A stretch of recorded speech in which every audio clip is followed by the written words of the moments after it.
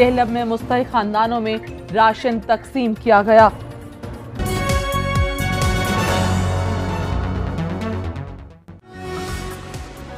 अस्सलामुअलैकुम, इलाकाई खबरनामे के साथ मैं हूं महानूर मेराज। हेडलाइंस आपने जानी। आपको बताएं कि जहलम में लॉकडाउन से मुतासरा मुस्तहिक 1500 खानदानों में राशन तकसीम कर दिया गया। बाबर हुसैन रिपोर्ट करेंगे।